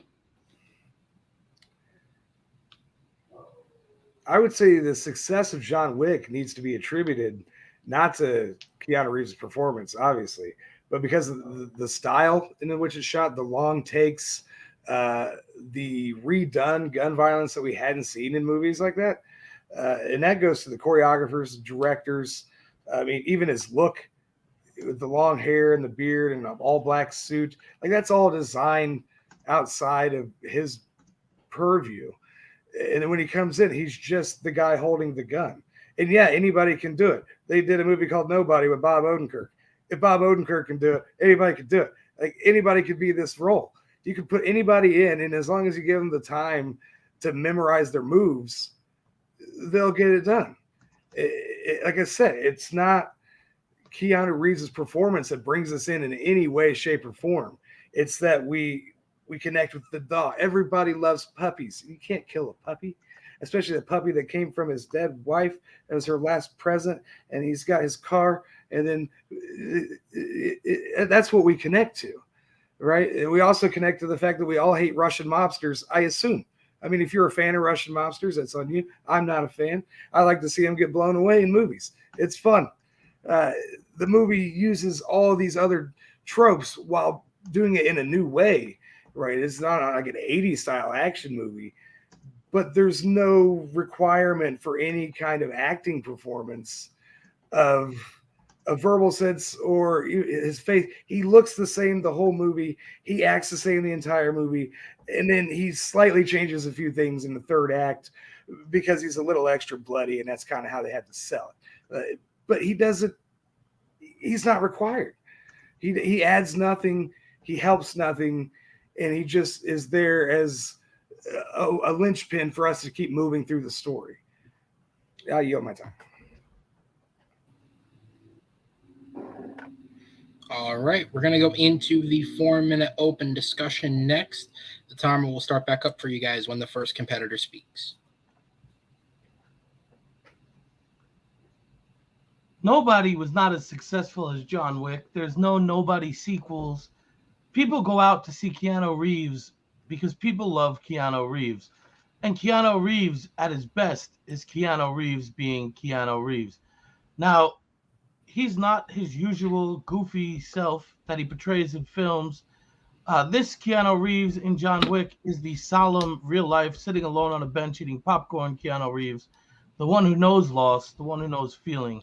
He's able to take all of that emotion, all that grief from his real life, and put it into one of his best acting performances. You could see his shoulders slumped. You could see the weight that he carries with him, all this emotional baggage throughout the whole film, and it weighs on him until finally they kill his daughter. He snaps and he's ready. He fights back. But even then, he doesn't want to be doing it. He just wants to get his revenge. And they just keep putting all this stuff before his objective. But he never, like, there's never, the character's attitude never matches what he's doing. Right? You said, like, in The Matrix, he has no clue what's going on. That's because he got pulled from one reality into another reality instantaneously. And you can't expect him to know what's going on. Me and you would be the same way. We would have no clue if we got sucked out of our simulation and we were in just a goopy place with a bunch of chairs and plugins. Like, we'd have no clue what's going on. Like, he's just a guy who got mad and decided to go after some guys that robbed him with violence. He's an assassin. And stole his car. And again, right, we care about the dog. We care about the car. We don't care about John Wick. We don't care if he survives. Like, we care about the other things that are attached to him and him losing his attachments. See, now that's true. We care about him losing his attachments because we're emotionally connected to him. His emotional grief is what we resonate with. That's exactly what acting is. Acting is be able to convey emotions to the audience so that the audience can feel what we want the main character to convey. It doesn't matter if it's done with words, with actions, or with anything else. If you walk out of that movie relating to those feelings, then that actor has done their job. But what you're saying is that he's a blank slate for all of us to put ourselves on. If we were going through that and we had those skills, we would do the same thing. Like, you can't be a blank slate. Every movie character is supposed to be a character that you could relate with to see the movie through their eyes. You can't relate to John Wick. There is not another person in the world that could relate to John Wick. No, you relate to the skills. You relate to loss. You relate to the feelings that you have when somebody takes something from you. If a guy breaks into my house and kills my dog, I don't have the skill set to go hunt him down and know where he is and his mobster dad that I have with. Like, there's no way. We have GPSs now, but also if you woke up, randomly got a fucking foot-long spike pulled out of the back of your head and you woke up in some post-apocalyptic world run by machines, I don't think that you would react that way either. So, I mean, you wouldn't be able to fly and know kung fu instantly or any of that. So, I'm pretty good at video games. I think I'd figure it out. Like, I think that's a better world to get shoved into. But the basis of it is Keanu Reeves' performance in John Wick is empty. Like, there's nothing there except the revenge, right? Just shit, that's the last straw. Let's go. Psycho Killer's back. We don't know who that is. Like, I think it's the opposite. I think he's so filled with something. He's filled with anger. He's filled with remorse. He's filled with loss and sadness and grief. In The Matrix, he's literally nothing. He's like a vagrant apartment building with no tenants in there, no noise, no nothing, just space between holes in the wall. It's that's the premise of the movie. They're just hooked up in tubes. But the thing is, nobody was anything. In John Wick, you feel Keanu Reeves' emotions. In The Matrix, all the emotional manipulation is because of other characters, where you're not feeling things that are happening to Keanu. You're feeling the things that are happening to everybody else.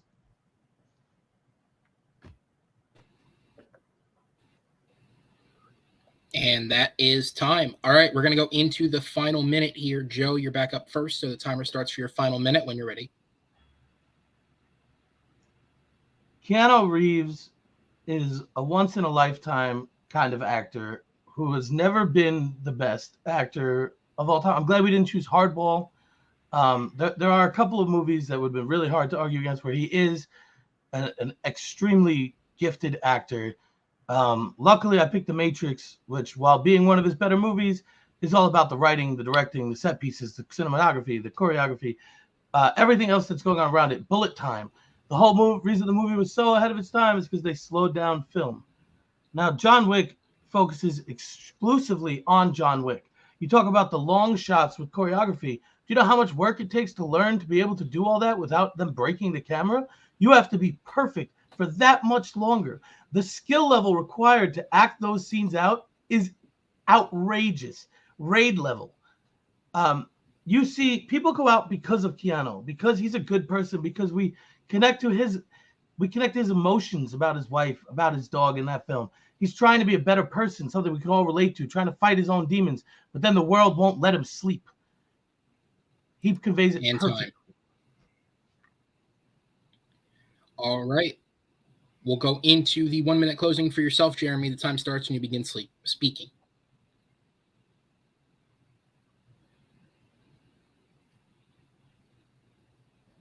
So John Wick represents how we would feel and what we would want to do to the people who would do such a horrible thing to us. But we just get to watch it. It's a popcorn fun movie. But Keanu Reeves doesn't add anything to the movie. He's not necessary in the story of John Wick. He's necessary in the story of The Matrix. Like, he's very specific. He's the one. Like, the way they use him and bring him out, and he's able to start manipulating the system. The way the story is, he's very important. In John Wick, he's just a blank slate for vengeance, right? He's almost Batman, but with guns. Like, you could do anything you want to with him as they went on with other movies, but he got some praise because the movie was so fun. For The Matrix, he won the Saturn Award for Best Actor, which is the awards for sci-fi and fantasy films. So it's already been shown that performance was appreciated even in its time.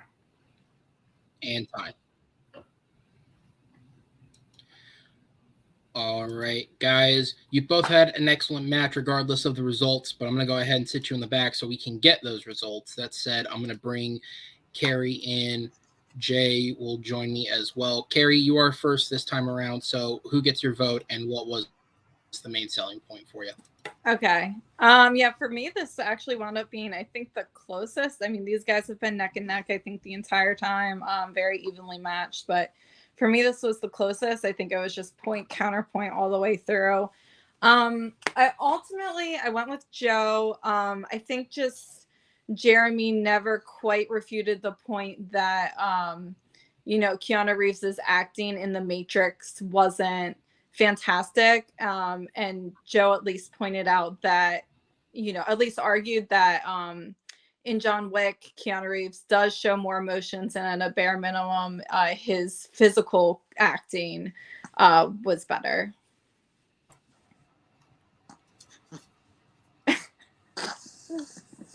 All right, Jay, down to you. I feel like this gotta be a record for a match, bro. Yeah. I really love the argument that John Wick could have literally been anyone. I like the point that Jeremy said about, like, they made another movie with a better actor and it just didn't make enough money in Nobody. He's just a blank slate for vengeance. And I think the last thing Jeremy said was about Keanu Reeves winning a Saturn Award for his acting in The Matrix, which is honestly the thing that sealed it for me. That's why I'm giving it to Jeremy. He, like, literally with the last word just put the nail in the coffin for me by saying, actually, he won awards for his acting in this movie. He hasn't won shit for this movie. In more words than that. Fair enough. All right, so I guess it does come down to me, and again, I can't sing these guys' praises enough for this matchup. They both did. This might be the most I've ever had to judge a match. This is incredible. These guys did an excellent job. For me, what does give the point to Joseph, and that's who I went with, is I think in terms of if you're simply looking at it as supporting your argument, rebutting your argument. I think Joseph did a great job at refuting Jeremy's big thing against the Matrix, which is it's all physical acting. I think he broke that down really well and showed why that is just as much a performance as anything else would be. Whereas I just didn't quite hear enough from Jeremy defending the Matrix until, as I said, the very end. And I'll give Jeremy credit for this. I think he has mastered the closing. That is what I've learned tonight, is he has mastered how to close an argument. But throughout the rest, I just didn't quite hear enough, whereas I think Joe did break that down for me. But with that said, we're going to go straight into the closing because of time constraints. Judges, thank you for your guys' time tonight, but I'm going to sit you in the back because your winner by a final score of 3-2 is Joseph Boros taking the victory. That was tough. Joseph, we'll start. How are you feeling, man? I feel like through 3 matches, I've probably had the most rounds of anybody in their first 3 matches, with 2 of them going to overtime so far. that definitely there was a hell of a match. Jeremy was great. It was back and forth the whole time. We both had a good time, I think, and it was a pleasure.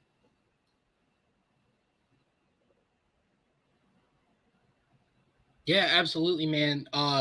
I don't know. I keep stats on a lot of things, and I remember a lot of things. I'm not sure through everybody's first 3 matches how many rounds they played. That just seems like a lot. But having 2 blind rounds in your first 3 matches is not something every competitor does. And I think that states 2 different things. First, it states that the rookies that have come in, I don't know what he just said in the private chat, but first off, I think it states that the rookies that have come into this season in general, I think have done a great job at adapting quicker to the game. The fact that you have had to go to a 5th, you've adapted to the game, and that you've gone to it twice and you've won it twice. I'd say more competitors, I'd have to count, but more competitors have a losing record the more they play it than have a winning record. It's easier to remember the people who are better at it. And so to win it twice in 2 attempts is a very good thing on your record. That said, at 3-0, and nothing is solidified at this moment. You don't have to pick a road, so to speak. We can talk behind the scenes after this. But of course, at 3-0, you do have a very good seed solidified in that tournament should you want it. But also the fact that you've gone on a 3-game win streak this year means that if there are other people who can win matches and rise to the opportunity, you could avoid the tournament completely and have a quicker play-in path to go towards the title should the opportunity be there. Now, as I said, we'll talk behind the scenes, and on the Facebook pages, it'll all be publicly announced before this goes through. But what are your thoughts on just the options being there? Do you like the idea of a tournament first? Do you like the idea of jumping into a title path quicker? What stands out to you? Obviously, the biggest determining factor is going to be scheduling and time and all of that. But both, I like playing. So regardless of who, when, where, or why, it's always a good time. Talking about movies with good people, what could be better than that? Hey, fair enough. What could be better than that? Joe, congratulations, man. I'm going to go ahead and sit you in the back. Whether it be in the tournament or in some other form of match, we will see you in the near future a lot quicker than the last turnaround. So until then, take care of yourself, man, as we'll go ahead and sit you in the back and bring in Jeremy. And most matches, I will say something, try and say something to the competitor that loses, because I don't want anybody here leaving feeling bad. But I feel like I can genuinely say, even in a loss, this is most certainly an improvement over your last 2 performances. I think I can say without a doubt it is your best performance. I think, as I said, I will give you the compliment. I think you figured out how to close a round out. Almost every single round, whether I thought you won it or not, I thought the closing was super, super strong on all of your rounds. So there's definitely things to take as a positive from this. How are you feeling overall? Oh, I feel great, man. I'll just say it for all of us. We did it. We finally got here. We got the thing recorded. Win or lose, we got it done finally. Joe, we did it. Great match, Joe. This is a pleasure. So much fun. I really should have went. I was worried about the question, what it was going to be when I picked the movie. I should have went somewhere else. But yeah, I appreciate the compliment on the closing. My thing is the fewer the words I need, the better I am. When I have to fill 4 minutes and 2 minutes and stuff, it becomes, I'm not quite prepared for it typically. But that's something I just remember, take mental notes, think about next time, keep it more on the actual question and the movies. But Joe, man, I mean, he crushed it, man. It was fantastic. Like there was a couple where I was like, I can't believe I got that. Like I just feel like, and he had the perfect answers to all the questions that I answered. Like I said, Age of Aquarius. As soon as he put Bohemian Rhapsody in the chat, I was like, shit. Like that's hard. I'm probably not going to win that one, and I didn't. So great choices. The dude knows his movies, obviously, and he's obviously willing to do some really hard research too. So kudos, man. Nothing but positive. I don't feel bad because I lost. We went the full 5 rounds. Somebody's got to win. So. Yeah, absolutely, man. And look, in a certain sense, in terms of like standing in the league, there isn't a loser here because this was one of those matches where obviously the winner could potentially have another path developed for them. But at 2-1, you're still in a positive record, which means you still have a place in the tournament. Mm-hmm. It just means you'll come at more of a middle seed, which may honestly be better for certain competitors. They may like the idea of being in the middle than being higher up. So you'll still have the opportunity to be in the tournament. Obviously, again, details on that are not confirmed right now. All of that will be coming shortly or may have already begun being announced, depending on where this is at in the upload schedule. But what are your thoughts on having one of those 16 slots should you want it? I mean, I like I said at the beginning, man, I'll just keep riding it. Like, just keep riding the train. Like, I mean, if there was somebody who was going to miss out that really, really, really is into this, I wouldn't have a problem like stepping aside for them to get to do it. Cause like I said, I'm a trivia player and I love that. This has become more of like this experimental other form of intellectual exercise that I'm starting to really enjoy. This is becoming one of those things where I'm like, I don't know. And now it's, yeah, this is going to be fun. You get to, I've met new people. It's great, man. It's just great. Yeah, absolutely, man. Parting words, if I can give you any piece of advice, only because you said it multiple times on the video, so I don't feel bad saying this. If you can learn how to shit talk something you like, I think you'll be golden, buddy. I think that's the key. That is where it's at right now for you. Mm-hmm. But you'll have some time to figure that out till the next one. Until then, man, take care of yourself. We'll see you back on the show in the future. So I'll go ahead and put you in the back. And guys, that is it. And, you know, every single match, right? There is a winner. There's a loser. There's no point in avoiding that fact. But sometimes even the loser wins a little bit. And I think that that's what we have in this case tonight. We have 2 excellent rookies who put on the best performances of the season so far. Joe comes out, of course, with another hard-fought, tough win, a good look on his stats, a potential path even outside of the tournament into a title shot early next year or the end of this year, depending on other wins that fall this way, and so we'll see kind of what the spectrum looks like once everything is in the bag. And Jeremy, of course, comes out with a loss, unfortunately, but it's a great performance. It's a performance that had the judges split the entire way through the match, and it's a performance where, you know, now he's got some blind round experience. He's still got a tournament slot solidified. There's a lot that goes his way, even if his record is 2-1. And I think there's a lot to be proud of for both guys here. Excellent, excellent job. With that said, I want to say thank you to my judges behind the scenes, Jay and Carrie, for being here. Thank you for helping us out. I want to say thank you to all of you watching at home. Please be sure to rate the video, comment, subscribe, interact with the channel, and stick around for more great Movie Battleground matches as we have more matches like this that are in the build-up to the tournament to sort of start solidifying the qualifications, and then following this, the tournament itself, which begins airing in September. With all that said, though, I'm Aaron Knoll, and we'll see you next time. Take care.